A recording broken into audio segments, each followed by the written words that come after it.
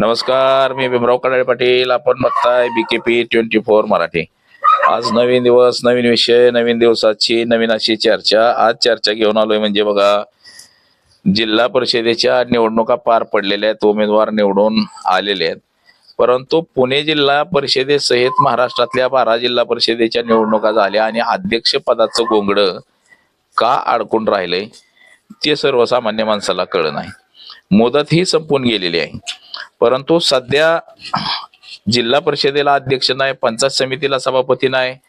कारभार हा प्रशासनाच्या जीवावरती सुरू आहे आणि प्रशासनाचं कामकाज कसं असतं हे आपल्या सर्वांना माहिती आहे. प्रशासन म्हणजे देशाची मालक जनता आहे, परंतु अधिकारीच देशाचं मालक बनून राहिलेले आहेत. तर ह्याच्यासाठी जिल्हा परिषद अध्यक्ष असेल, पंचायत समिती अध्यक्ष असेल, ह्याच्या निवडी लवकरात लवकर होणं गरजेचं आहे. परंतु पुणे जिल्हा परिषद ही सुद्धा ह्याचं सुद्धा गोंगडं का अडकून राहिले त्याच विषयाची आज चर्चा घेऊन आलो. तर चला, सर्वप्रथम आपण जर चॅनल सबस्क्राईब केला नसेल तर चॅनल सबस्क्राईब करावा ही सर्वांना विनंती आणि चला चर्चेला सुरुवात करूया. जिल्हा परिषदेच्या निवडणुका पार पडून जवळपास 15 दिवस झालेले आहेत.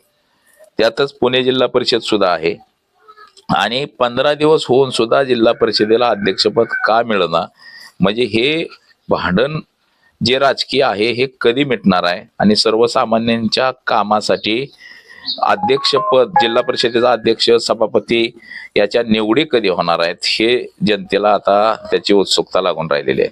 त्यातच पुणे जिल्हा परिषद ही राष्ट्रवादी काँग्रेस अजित पवार यांच्या ताब्यात गेलेली आहे.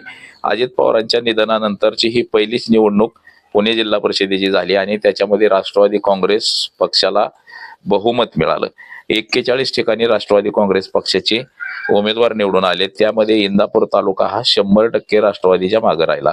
म्हणजे 24च्या 24 जागा, 8 जिल्हा परिषदेच्या आणि 16 पंचायत समितीच्या जागा ह्या राष्ट्रवादी काँग्रेसच्या निवडून आल्या. तसंच बारामतीमध्ये सुद्धा पैकीच्या पैकी जागा ह्या राष्ट्रवादी काँग्रेसच्या निवडून आल्या. दौंडमध्ये सुद्धा 1 जागा वगळता सगळ्या जागा राष्ट्रवादी काँग्रेसच्या निवडून आल्या. तसंच मावळमध्ये बाळा भेगडे यांच्या उमेदवारांचा पराभव करत तिथं शेळके यांनी सगळ्याच्या सगळ्या जागा जिल्हा परिषदेच्या आणि पंचायत समितीच्या निवडून आणल्या. हे सगळं असं असताना सुद्धा जिल्हा परिषदेचं अध्यक्षपद निवडीबाबत सध्या संभ्रम सुरू आहे का, म्हणजे निवडी का केल्या जात नाही, म्हणजे सर्वसामान्यांची जर कामं करायची असेल तर त्याला पदाधिकारी असणं गरजेचं असतं. जिल्हा परिषदेचा अध्यक्ष, उपाध्यक्ष आणि ज्या महिला बालकल्याण समिती असते, सभापती, जिल्हा बांधकाम सभापती, अर्थ खात्याचा सभापती, जसं मंत्रालयामध्ये खाते वाटप असतं त्याच पद्धतीनं जिल्हा परिषद एक ग्रामीण भागासाठी मंत्रालयच असतं. जसं महानगरपालिका सुद्धा शहरी भागासाठी मंत्रालय असतं, पोलीस खातं वगळता तिथं सुद्धा सगळी खाती असतात. तसंच जिल्हा परिषदेला सुद्धा पोलीस खातं वगळता इतर सगळी खाती ही जिल्हा परिषदेची असतात. तर त्याच्या माध्यमातून सर्वसामान्यांची कामं केली जातात, सर्वसामान्यांना हक्काचा माणूस मिळतो.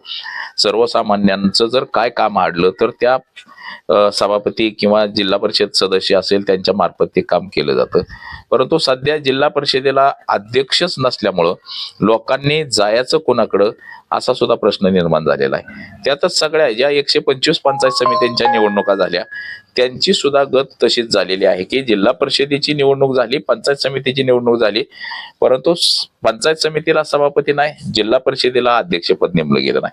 म्हणजे शासनाचा जो हा ढिसाळ कारभार आहे, भोंगळ कारभार आहे, हा कधी थांबणार आहे. एक तर निवडणुका 7 वर्षांनी झालेल्या आहेत, त्या 7 वर्षांनी निवडणुका होऊन सुद्धा सध्या त्याला अध्यक्ष, उपाध्यक्ष नेमणुका न करणं हा शासनाचा ढिसाळपणा आपल्याला दिसून येतो.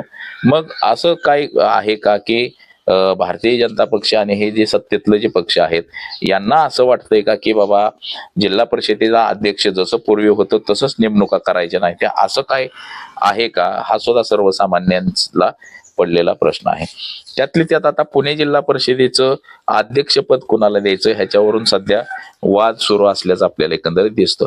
बारामती तालुक्याला राज्याचा उपमुख्यमंत्री सुनेत्रा पवार यांच्या रूपानं आहे, म्हणजे अजित पवार होते ते आता सुनेत्रा पवारांकडे खातं गेलेलं आहे. सुनेत्रा पवार ह्या महाराष्ट्र राज्याच्या उपमुख्यमंत्री आहेत. बारामतीला लाल दिव्याची गाडी आहे आणि त्याच्यामुळं बारामतीला जिल्हा परिषदेचं अध्यक्षपद मिळेल असं शक्यता कमीच आहे. त्याचबरोबर आता दौंड जर बघितलं आपण, दौंडला राष्ट्रवादी काँग्रेसचा आमदार नाही, तिथं भारतीय जनता पक्षाचा आमदार आहे आणि त्याच्यामुळं पवार कुटुंबियांच्या जवळ असलेले वीर धवल जगदाळे हे सुद्धा तिथं निवडून आलेले आहेत. तसंच रमेश आप्पा थोरात यांचे चिरंजीव सुद्धा इथं निवडून आलेले आहेत. तर त्यांना हे पद दिलं जाईल का, म्हणजे दौंड तालुक्याला दिलं जाईल का, तर त्याची सुद्धा शक्यता कमी वाटते. कारण की बारामतीच्या जवळचा तो दौंड तालुका आहे आणि कदाचित तिथं दिलं सुद्धा जाऊ शकतं. परंतु इंदापूर तालुक्याचा सुद्धा विचार करता इंदापूर तालुक्यामध्ये हर्षवर्धन पाटील हे सुनित्रा पवार तसंच शरद पवार, सुप्रिया सुळे यांच्या जवळचे आहेत आणि मग ते जिल्हा परिषदेचं अध्यक्षपद अंकिता पाटील यांना दिलं जाईल का, म्हणजे हर्षवर्धन पाटील यांच्या सांगण्यावरून दिलं जाईल का, म्हणजे हर्षवर्धन पाटील यांचा किती दबदबा राष्ट्रवादी काँग्रेसमध्ये आहे किंवा पवार कुटुंबियापर्यंत आहे हे सुद्धा महत्वाचं आहे. त्याहून दुसरी बाजू जर बघितली आपण तर दत्ता मामा भरणे यांना इंदापूर तालुक्यामध्ये दुसरा डोईजड माणूस कोणीही तयार करायचा नाही, एकच आहे तो हर्षवर्धन पाटील. म्हणजे दत्तात्रय भरणे यांच्या विरोधामध्ये उमेदवारी तसंच दत्तात्रय भरणे यांच्या विरोधात विधानसभेला प्रखर विरोध किंवा निवडून येण्याच्या जवळपास जाणारा एकमेव नेता म्हणजे हर्षवर्धन पाटील यांच्याकडे बघितलं जातं. आणि जर हर्षवर्धन पाटील यांची कन्या जर जिल्हा परिषदेला अध्यक्ष केली तर मात्र आपल्याला डोईजड होईल असंही दत्तात्रय भरणे यांना वाटतंय. आणि त्यामुळं दत्तात्रय भरणे ही हर्षवर्धन पाटील यांच्या कन्येला जिल्हा परिषदेचा अध्यक्षपद मिळू नये ह्याच्यासाठी सुद्धा प्रयत्न करताना आपल्याला दिसतील. म्हणजे की बाबा जिल्हा परिषद अध्यक्षपद तिला मिळू नये, दुसरं कोणाला जरी मिळालं दुसऱ्या तालुक्याला तरी चालेल, अशा पद्धतीची फिल्डिंग सुद्धा दत्ता भरणे यांनी लावायला सुरुवात केलेली आपल्याला दिसते. परंतु सुनित्रा पवार आणि हर्षवर्धन पाटील यांचे एकदम जवळचे संबंध आहेत. जसं की आता पदमसिंग पाटील, सुनित्रा पवार म्हणजे पदमसिंग पाटील यांची बहीण उस्मानाबादची, तर ते पदमसिंग पाटील यांच्या सुद्धा जवळचे हर्षवर्धन पाटील आहेत आणि त्यांच्या सांगण्यावरून सुद्धा अंकिता पाटील हिला 2.5 वर्ष जिल्हा परिषदेचं अध्यक्षपद दिलं जाऊ शकतं अशी सुद्धा सध्याची चर्चा जोरदार आहे. मग हे दत्ता भरणे यांना सांगून सुद्धा म्हणजे दत्तात्रय भरणे काय निर्णय घेतात त्याच्यावरती सुद्धा बरंच आधारित असतं. आता जर समजा बाबा जिल्हा परिषद अध्यक्ष नाही दिलं, जिल्हा परिषद उपाध्यक्ष दिलं किंवा काही समिती दिली, एखादी महिला बाल कल्याण समिती दिली तर ती सुद्धा अंकिता पाटील यांना देण्याची शक्यता आहे. जसं आता हे निवडणुकीच्या अगोदरच अजित पवार आणि हर्षवर्धन पाटील यांच्या भेटीमध्ये काही गोष्टी ठरलेल्या आहेत की जिल्हा परिषदेचं अध्यक्षपद हे अंकिता पाटील यांना द्यायचं आणि विधान परिषदेवरती एखादी जागा रिकामी झाल्यावरती हर्षवर्धन पाटलांना तिथं घ्यायचं असं सुद्धा ठरलेलं आहे. परंतु आता जो ठरवणारा माणूसच गेलेला आहे त्याच्यामुळं हे इतर लोक शब्द पाळतील का हा सुद्धा महत्वाचा प्रश्न आहे.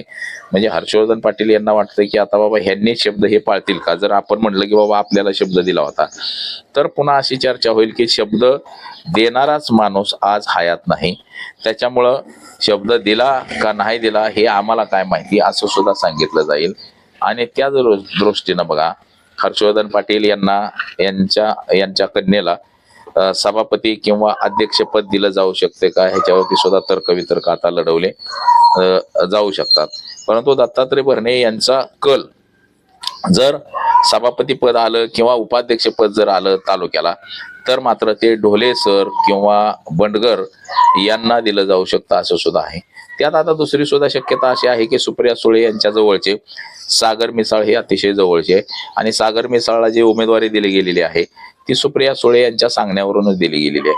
तिथं उमेदवारी खरी पाहता भोसले यांना देण्याची सूचना होती. म्हणजे दत्ता भरणे यांनी सांगितलं होतं की जे सरपंच जंक्शनचे भोसले त्यांना उमेदवारी देण्याचं ठरलेलं होतं.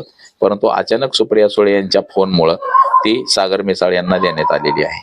तसंच आता काहीच सागर मिसाळ यांना सुद्धा समाज कल्याण विभागाचं सभापती पद सुद्धा त्यांच्या पत्नीला निर्मला मिसाळ यांना मिळतंय का काय, म्हणजे जर सुप्रिया सुळेंना सांगितलं की बाबा सागर जवळचा माणूस आहे त्याला दिलं पाहिजे काहीतरी तर त्यांना सुद्धा ते सभापती पद दिलं जाऊ शकतं. परंतु सागर मिसाळ हे हर्षवर्धन पाटील यांच्या सोबत आहेत आणि हर्षवर्धन पाटील यांच्या सोबत असल्यामुळं विरोधातला पक्ष बळकट कसा करायचा, तो बळकट करायचा नाही म्हणून सुद्धा दत्ता भरणे यांच्याकडनं प्रयत्न केला जाऊ शकतो की बाबा हे कोणाला मिळूच नाही. एकतर दिलं तर ढोले सर किंवा बंडगर अशा माणसाला मिळावं, आणि जर समजा शक्यता तालुक्याला मिळूच नाही का, तर इंदापूर तालुक्याचा महाराष्ट्र राज्यामध्ये कृषी मंत्री आहे, कॅबिनेट मंत्री आहे, आणि एकाच तालुक्याला 2-2 पद नको असं सुद्धा सांगितलं जाईल. आणि मग ते पद ज्या तालुक्याला राष्ट्रवादी काँग्रेसचं प्राबल्य कमी आहे, जसं दौंड असेल किंवा इतर तालुके असतील, अशा तालुक्याला दिलं जाईल अशीच शक्यता सध्याची तरी आपल्याला दिसते. तर येणाऱ्या काळात काय होतंय, जिल्हा परिषदेची निवड आता नेमकी कधी होती हे सुद्धा आता बघणं गरजेचं आहे, आणि ती जिल्हा परिषदेची निवड सुद्धा लवकरात लवकर व्हावी असेच सर्व लोकांना वाटतंय, किंवा पटकन निवड झाली पाहिजे म्हणजे नेमकं कामकाज सुद्धा सुरू होईल. इतर ज्या गोष्टी आता निवडणूक झाल्यामुळं जिल्हा परिषदेचं आणि पंचायत समितीचं कामकाज सुद्धा सगळं ठप्प आहे. नव्यानं जे काही विकासात्मक कामं जी करायची आहेत ही सगळी जागेच्या जागेला थांबलेली, त्याला मंजुऱ्या नसल्यामुळं, तर ते लवकरात लवकर व्हावं असं सगळ्यांना वाटतंय. तर आज एवढंच. माझा सहकारी कॅमेरामन अनिकेत समी, भीमराव कडाळे पाटील, BKP मराठी, इंदापूर, पुणे.